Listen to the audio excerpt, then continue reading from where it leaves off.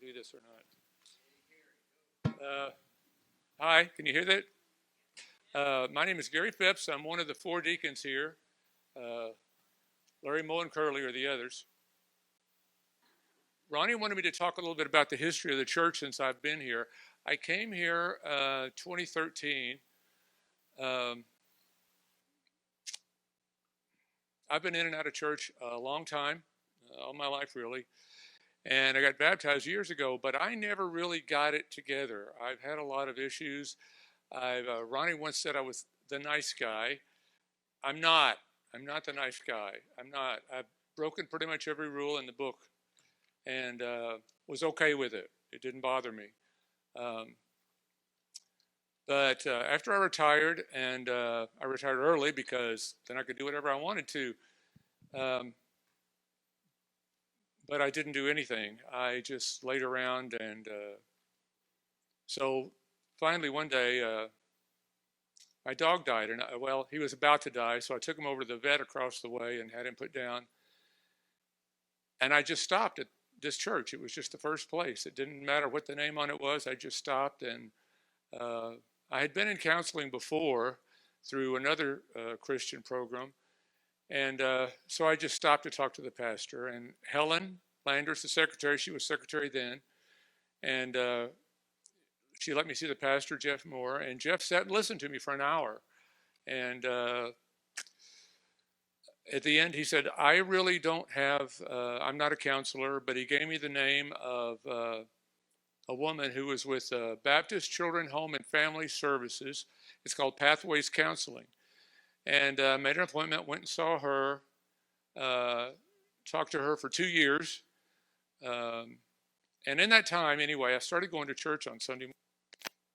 When I came, Helen or Romy can probably, but I don't think, there were maybe 12 people here, or 15. And it was sad. It was really sad. And this is God's house. He wants it filled with his people. And so I was just glad to be somewhere with people who would love on me and try to help me. And Jeff and Helen did. And so I got connected a little bit with the program. I started working in the kitchen for Helen when she would leave. And the point I'm trying to get at is the church has changed. And if you've been here a while, which I don't think most of you have, because I don't know a lot of you, people are missing because of COVID, and there are people missing because things have changed. And yes, they have. And when Pastor Jeff and his family decided to go back to their home area, and we started looking for a pastor, I was on the committee to find a new pastor. We had at least 30 applications. And we took 7 and looked at them. Ronnie Tabor's resume was amazing.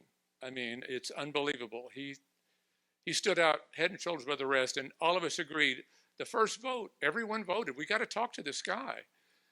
He came. He is obviously a godly man, and he had a vision for this church and this community that we just couldn't deny it. And the church heard him preach, and he agreed to come, and we brought him here. And it's been go, go, go ever since. And the point is, Ronnie's vision is that this is God's house, and this community is desperately, desperately in need. And what they're in need of is to know Jesus Christ. And I'm not great at going out and haranguing the people next door to come in and do all that. And we've got these 3 great guys who are godly and loving and intelligent, and they're willing to do anything to help somebody to see the light and come to the Lord, or any help they might need. And I just wanted to say that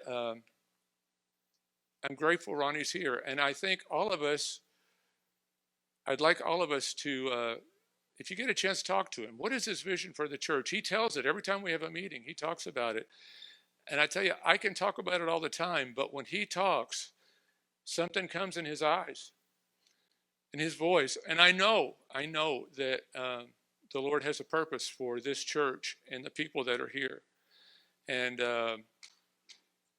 We've seen more people come to the church. We've seen people get involved, and that's really important. If you really want to know the true meaning, the true expanse of what the Lord can do in your life, you have to get involved. It's easy to sit back and enjoy, and we're all here to get fed, but we're all saved. Most of us are saved. We've got the big prize. We got to get other people the prize. We got to bring them in and help them to see the truth. And so the history is there weren't any people here, and now through the grace of God and this pastor we've got, and these people who are working and volunteering and doing the job that God's called them to do, I believe, people are coming to our church, and there are people that need to come, and people that are coming, and we're helping. We had benevolence before, and we had a food bank, and we had a diaper bank, and we were helping people, but we weren't saving anybody. Nobody was coming to church. Nobody was hearing the word, and they are now. And I just kind of want to encourage you about that.